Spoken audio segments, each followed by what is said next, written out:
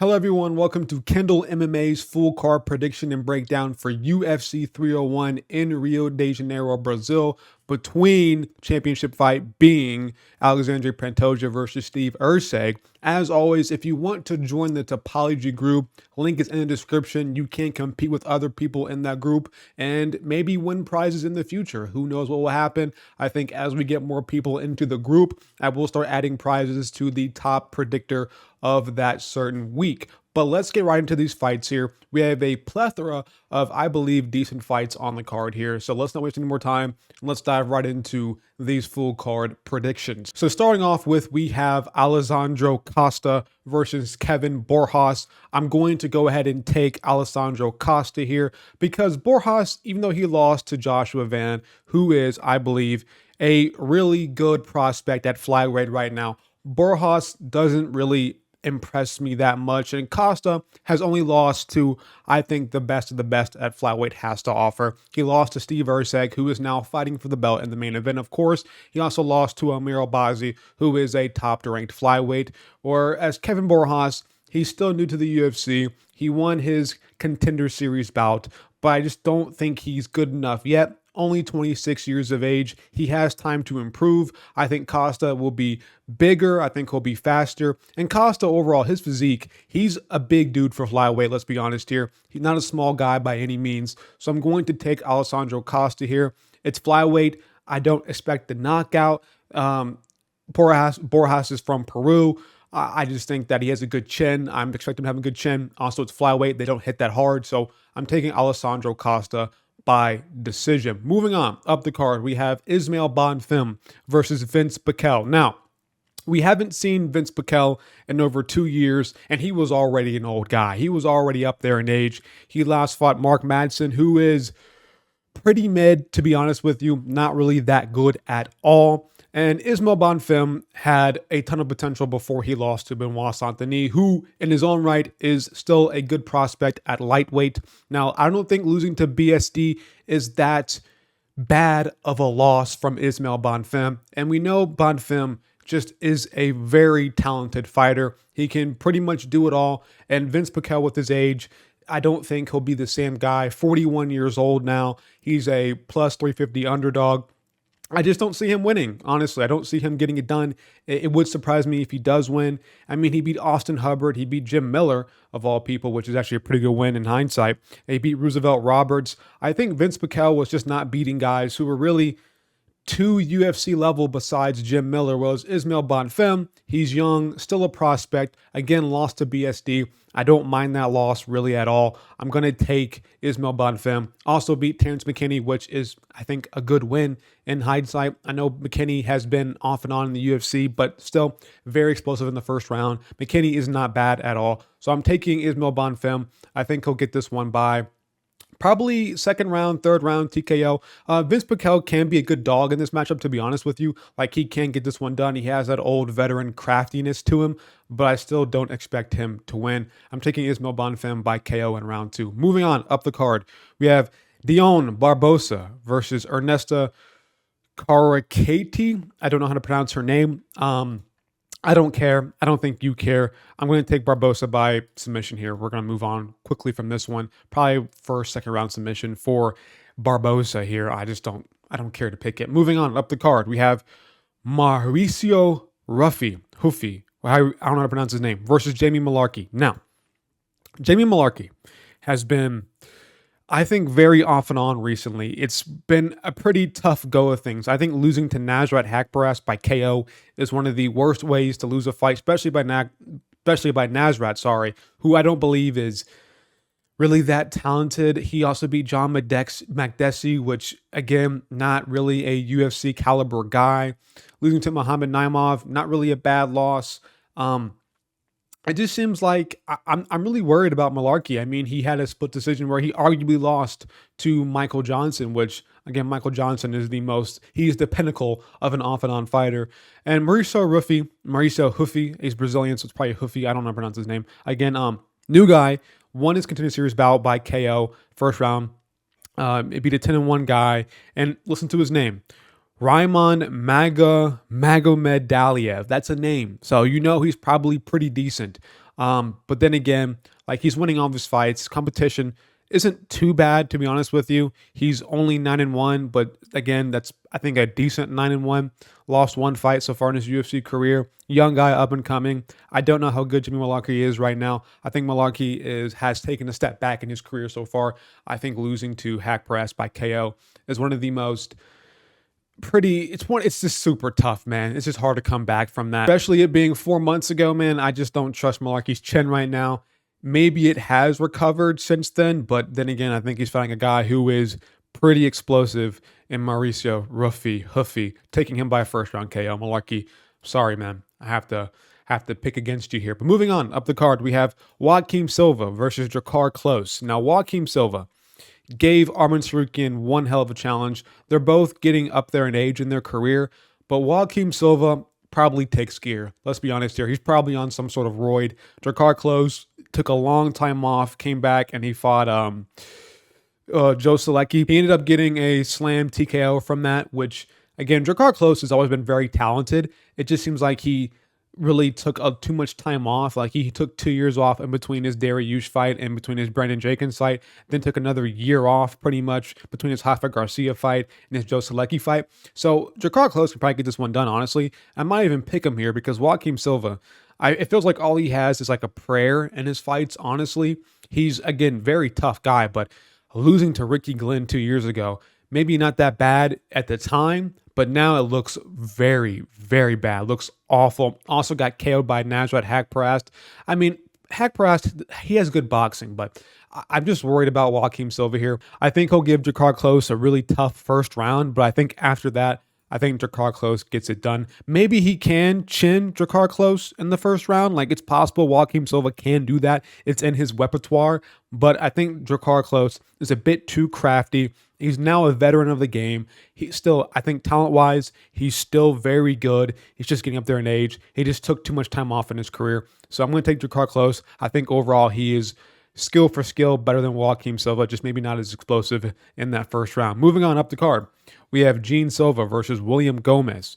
Now, this one I think is pretty clear cut to me, but apparently Topology thinks otherwise, or the odds makers think otherwise.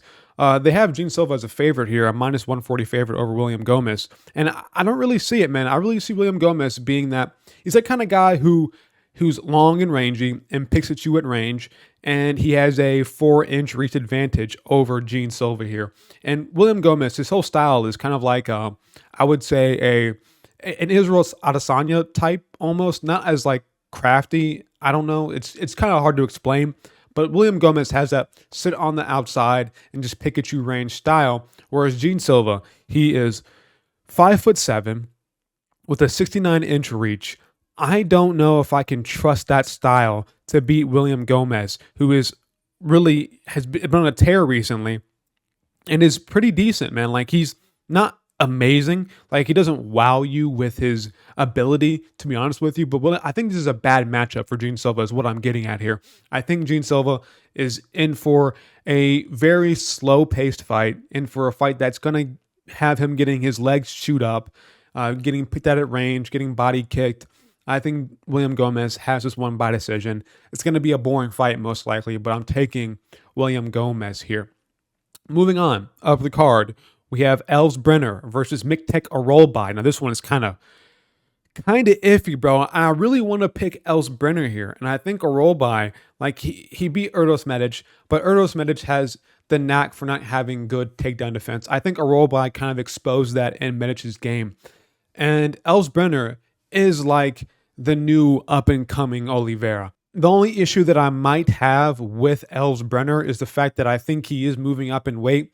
Did he miss weight? I think he missed weight at welterweight or lightweight by like 10 plus pounds. I don't remember exactly what happened with him. Maybe he came in underweight. I don't know what's going on with... No, he's a welterweight. Yeah, but he fought at lightweight. I don't know. If he's fighting at welterweight, it's going to be tough for Els Brenner because Arolbai is that typical guy who's going to take you down and control you and beat you up. He's young. He has that Homo sapien kind of face Arolbai does. He seems very ancient. Like, when you look at him, he looks like he is a one of the first humans to walk this world. Like he is from Mesopotamia, is what it really feels like. So I'm gonna take a roll by here, but I'm really worried about it. I don't think he submits him. I don't think he even TKOs Ellsbury here. I think he's in for a tough third round. I think on the feet, I think he's in for a tough fight versus Ellsbury. And honestly, I kind of want Ellsbury to win. I like his fight style. I think he's more exciting. Again, he trains at Shoot the Box with Oliveira. He dyes his hair blonde. He got a hair transplant, I believe. Ellsbury's good, man. He's just simply good. But a roll by might be that next up and coming prospect. He has the potential. He might be getting picked here based off of his name and his looks and his style. But he does kind of have a style to beat Ellsbury here. I think anybody with good grappling who isn't scared to go to the ground with a Charles Oliveira type is always a bad matchup. And I think a roll by is kind of like the Islam to the Oliveira. It's like a really bootleg Islam versus Oliveira. And I will take a roll by to get this one done versus Ellsbury. Moving on up the card, by decision, by the way. But moving on up the card, we have Karolina Kowalkiewicz versus Yasmin Lucindo. I'm taking Yasmin Lucindo here. I think this one's pretty clear cut as well. She has talent. She's strong. Might be a bit smaller, but not really. They're both 5'3", and actually Lucindo has the reach advantage by 2 inches, whilst being the same height. Has a pretty, I guess, decent reach for a 5'3" woman, but then again, it's pretty simple as this. Lucindo looks like she wants to KO you, and Kowalkiewicz is 38 and old, and I think is not good anymore. Let's be real here. We move on up the card to Joanderson Brito versus Jack Shore. Now, I don't really know about this one. This might be my first underdog pick. No, it was Gomez, but this might be my second underdog pick here. I'm going to take Jack Shore. Now, Brito can get this one done. He can KO Jack Shore. I feel like Jack Shore is open to the early rounds, if you know what I mean. And Brito is one of those guys who is very on gear, I think, as well, but very explosive in the first round. And I think Brito beats a lot of guys, honestly. He beats a lot of people. I don't know. I might take Brito here. I'm kind of torn between these two because I think Jack Shore is very talented. I just wish he would go back down to bantamweight. I don't know why he's fighting at featherweight still. He lacks the muscle mass to really compete at featherweight. Unless it's been a while since we last seen Jack Shore. It's been over a year. Maybe he's taken his time to really build himself into the featherweight division. Maybe he's put on some more muscle, got into better shape because he had a little bit of fat on him when he was fighting at featherweight last time. A little bit chunky there. So maybe he has put on some mass for this. And if he has put on some muscle, I will take Jack Shore here. I think Brito might gas is my point here. I think Brito might gas in the second, third round, or Jack Shore can take advantage and just kind of outpoint him there. That's my take. I'm taking Jack Shore. I think he'll maybe survive a really risky first round versus Joanderson Brito, and then be able to piece him up later in the second and third round and win by decision. Still very risky. Again, I think Brito might gas, but he can put him out in the first round. We'll see what happens. Moving on, up the card, we have Paul Craig versus Caio Borralho. Now, I love Caio Borralho. I think he gets this one done over Paul Craig. Let's be real here. Paul Craig, again, man, he's moving down to middleweight again. He's still staying in middleweight. Lost his recent fight against Brendan Allen by submission. Borralho, I think what it takes to beat him at middleweight is just somebody who has really crisp striking, somebody whose striking is on a different level. I don't see another grappler being able to beat Caio Borralho. I think you have to have better striking than him on the feet to get it done. And we know Paul Craig has literally no striking on the feet. The best thing about Paul Craig is that he can probably get a out of nowhere submission on the ground like he did against Nikita Krylov. And I don't see, again, it is possible, but I don't really see it happening against Caio Borralho, who I think is still, he's 31 now. He's kind of gotten older, but this is his time. This is his prime. He's, I think, ready for the rankings. If he's not already ranked, I think he might be like 14, maybe 15. He's ready for this. He beat Abid Magomedov, which was a pretty tough fight for him, to be honest with you. But he's fought guys all with decent takedown defense. Not the best, but decent takedown defense. And Paul Craig, he just pulls guard a lot, very often. And if he's going to be pulling guard against Caio Borralho, I can just see him full guard, half guard camping, probably half guard camping to stay safe against the submissions. As long as Barajo stays disciplined and tries not to get out of position versus Paul Craig, I think he'll be safe on the ground and be able to win this one by, I think, another boring decision. Moving on up the card, we have Mikel Pereira versus Ihor Potieria. Now, Ihor was able to beat Robert Burschek, and that's really about it. Ihor is mid, man. It's just not good. And Mikel Pereira has proven to us that he is on a different level when he's not cutting down to welterweight. At middleweight, he's been on a tear. He dispatched Mikhail Oleksiejczuk really easily, beat Andre Petroski. He's proven to be, I think, different gravy up here at middleweight, and I think he is the pinnacle of what the skill difference is between welterweight and middleweight, and I think he's going to go out there and prove another skill difference versus Ihor Potieria, who is kind of known for getting chinned at this point. Lost to Rodolfo Bellato by getting chinned. Lost to Carlos Oberg by getting chinned. Lost to Nikolai Negumereanu by getting chinned. That name is really risky, sorry. He beat Mauricio Hua. He beat Shogun Hua, like that version of Shogun Hua, who is nothing in the UFC. I don't trust it. I mean, beating a Robert Burschek who's making his UFC debut 2 months ago, it is what it is. Also, he's on short notice.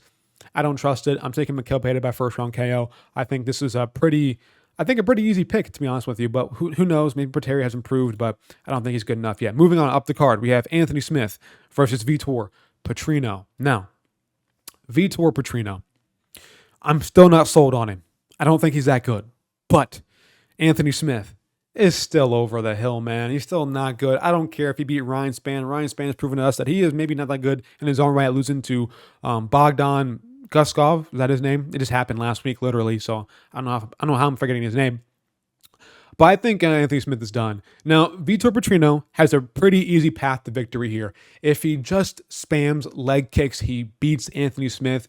Anthony Lionheart Smith has turned to Anthony No Heart Smith.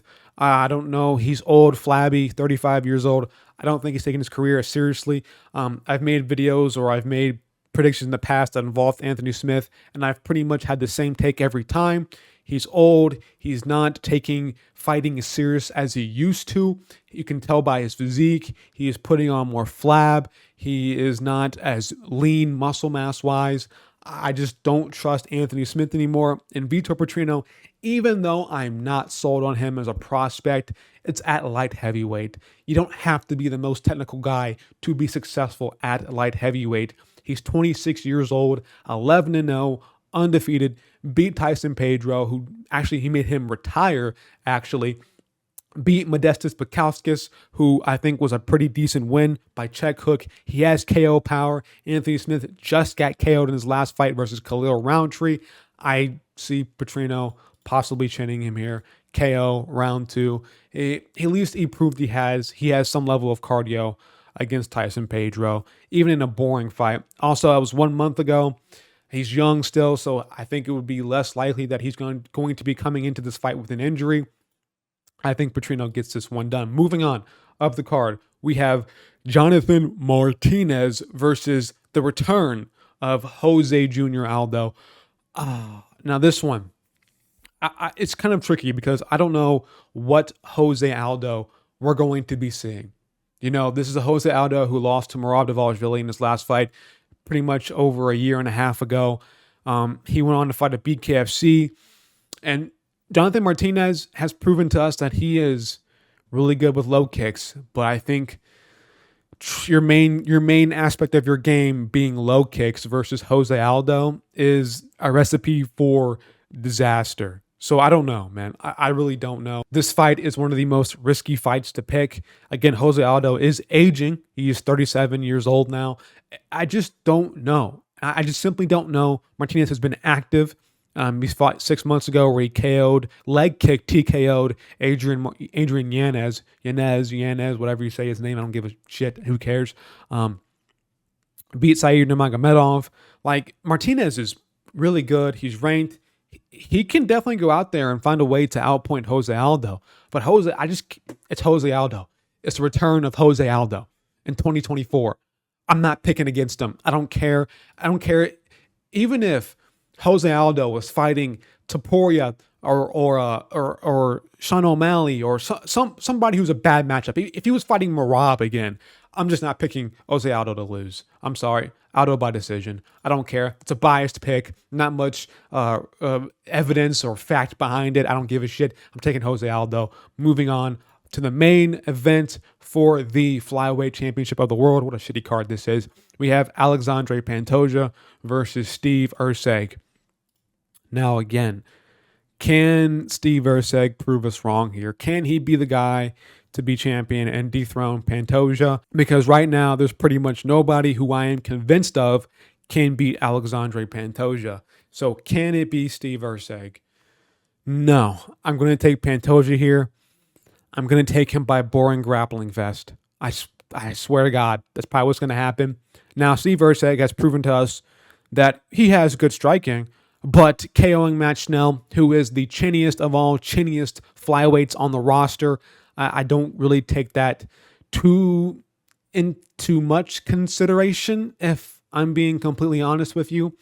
He only has 2 wins in the UFC, so there's not much on Erceg at the top of flyweight. So it's kind of like, do I just pick this off of a hunch, off of what I've seen from Steve Erceg so far in his career, or do I take Pantoja, who has beaten Brandon Royval, dominated him on the ground, beaten Brandon Moreno by a tough fight, honestly, but a pretty good scrap, has beaten Perez, who is now looking pretty good in his own right after him getting his most recent win against Mateus Nicolau.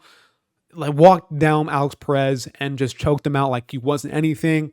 Beat Royval. He's beaten Royval twice now. Beat Manel Cap, who is now a top flyweight. Do I take all of the evidence that I've seen from Pantoja versus the lack of evidence that I've gotten from Steve Erceg and say Steve Erceg gets this one done? No. And I know matchups, I know styles make fights, and I think Pantoja has that edge with style. He can do it anywhere. I can see him just going after Steve Erceg and walking him down, getting his back, and being a backpack for 5 rounds if he has to. And I think if it comes down to it, man, it's like, who do I think can push more? Maybe it can be Steve Erceg here. I don't know. I don't have enough. I don't have enough of Steve Erceg to say that he can beat Alexandre Pantoja. I guess if you're looking for something, again, the striking of Erceg, I think, is more technical than Pantoja, but Pantoja is definitely more powerful. He has KO power in his hands at flyweight, which is really saying something. The age difference might be another argument you can make for Steve Erceg. Pantoja is only 34, or not only, but he is 34 at flyweight. He just turned recently 34. Erceg is 28. So it's kind of like, where are we at here? I don't know. Like, that's about it for Steve Erceg. He has good counter shots. Like, what can I really say about Steve Erceg? I need to see more. And so I'm going to take Pantoja here by decision and get this one done. That's really about it. So that's the card. That's pretty much the whole card. This card is mid at best. Very mid at best. So with that being said, that concludes my full card prediction and breakdown for UFC 301. Again, join the Topology group if you are interested in that. Link in the description down below. In the future, I will try to incorporate prizes for my top predictor of that week. So join it if you are interested. Again, you can compete against other people in that group. It's a fun time. I enjoy it. There's not that many people in it. So if you are interested, please join. I would greatly appreciate that. But I'm out of here, guys. Like, subscribe, hit that bell icon for notifications. Peace.